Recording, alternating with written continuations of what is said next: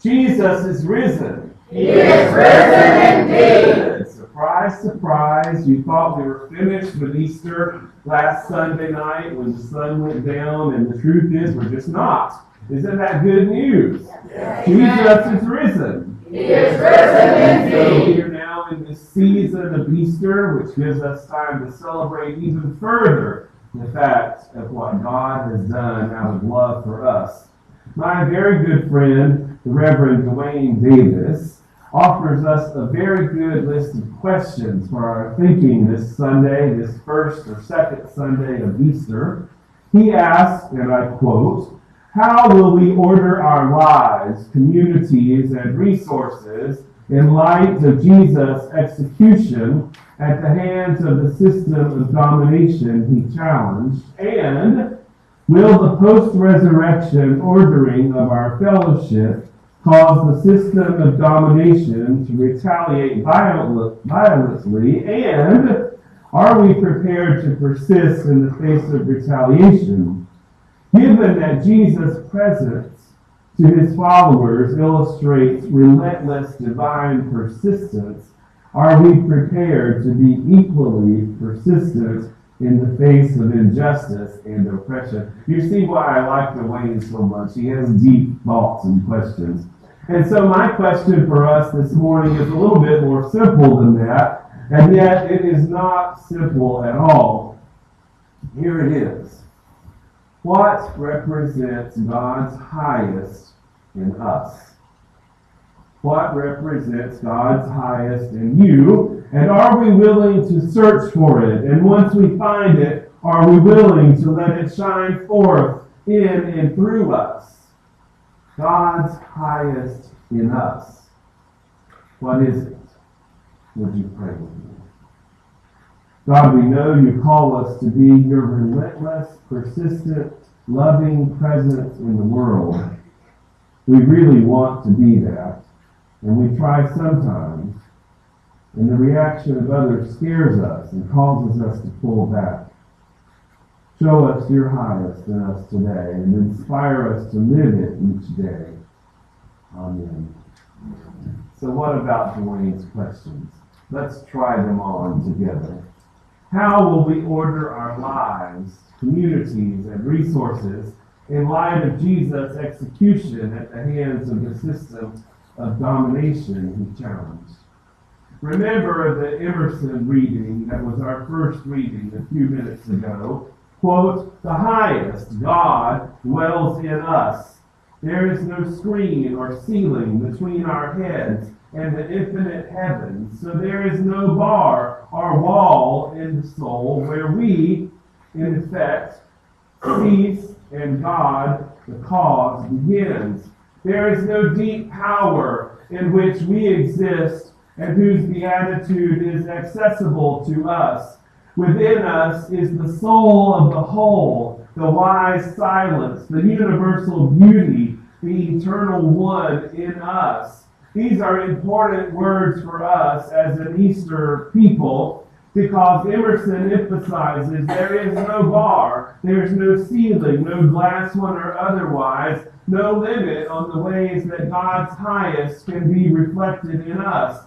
There is no limit on godliness that we can cultivate in our lives. There is no limit on God's mercy as it is reflected in us. There is no limit on God's grace as we share it with other people. There is no limit on God's goodness reflected through us. There is no limit on God's grace. There is no limit on God's goodness. There is no limit, my brothers and sisters, because we serve a God who doesn't know any limits. And that means there's no limit in you as you seek to reflect God's presence in you. God is limitless, and so are you. Amen. I need to start pounding on the pulpit now. I can do it. All right, come on, snap to it. There's no limit on what God can do through us. And sure, when you really get full of God and let God live through you, people are going to think you're just plain old weird. They're going to look at you and say, what is up with her?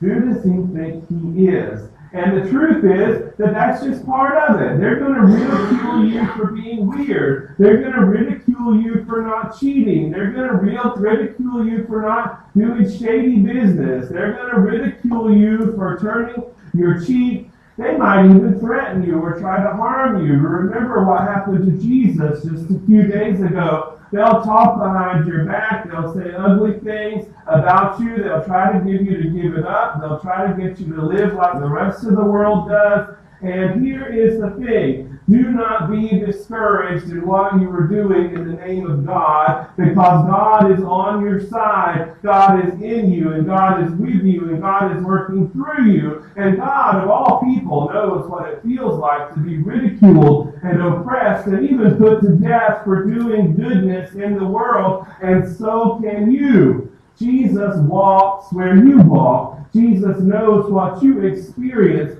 Jesus knows what it feels like. And the very good news for us this morning is that Jesus never fails, and you don't have to either. Amen. Jesus never fails, and you don't have to either. And sure, there's going to be some tricky times and some difficult times. We're going to have sick people in our families. We're going to experience death in the family. We're going to have financial difficulties. We're going to have work problems and relationship problems. And the truth still remains that because God is in you and God is working through you, and Jesus, God, never fails, you don't have to fail either. You can succeed because God will never let you walk alone. Remember that delightful prayer written by James Dillett Friedman, quote, "The light of God surrounds us. The love of God enfolds us. The power of God protects us. The presence of God watches over us. Wherever we are, God is." We've prayed that prayer here several times. And it's prayed in churches all over the world every Sunday. Why? Because it is so important for us to acknowledge God's presence in and with us in every moment of our lives as we continue to say it and pray it. And I hope the truth of that prayer will really become ingrained in us, because it will help us find God's highest in us. As we affirm and acknowledge every day of our lives, and at least every week of our lives, the light of God surrounds us. The love of God enfolds us. The power of God protects us. The presence of God watches over us. Wherever, get that, wherever we are, God is. Isn't that wonderful news? Hospital, home, work, airplane, car, sleep, God is with us wherever we are. Wayne offers one more really good question for us today. Are we prepared to be persistent? The great writer Ernest Holmes, who, by the way, lived from 1887 to 1960, wrote, quote, "By some inner mystic presence, I was told to live and to love and to laugh and to be glad. I was told to be still and know the one almighty power in and through all. I was told to let that power work through and in me, and I believed that voice, and I received my good. My life is in thee, O inner presence. I look upon thee, and hope springs forth into realization. O hope within me, undying evidence of good, thou dost deeply, completely hold me in thy loving embrace, and from this fond caress, assurance shall be born, and confidence and love. My hope, all of it, is in thee. My hope, all of it, is in God. And there is where I find God's highest calling in me. I hope to be my best in God. I hope for Trinity to be its best in God. I hope for the community to be its best in God, because that is where all of us find God's highest in us.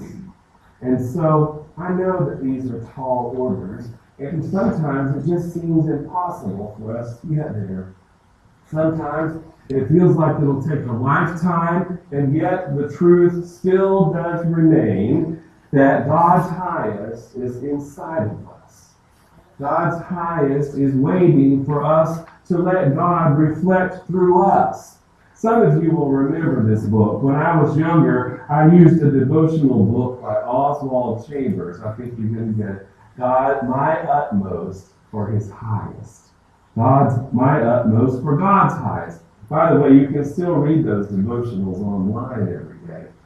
But God's utmost, my utmost for God's highest. So today, I really hope and pray that each one of us will commit ourselves and our lives to finding God's utmost in us, and then to be willing to do the work to reflect my utmost for God's highest, to really find what God's highest is in us, and to make it so, to reflect this Easter love of Jesus everywhere we go. You can't run out. God's highest in us. God bless you this morning. Amen.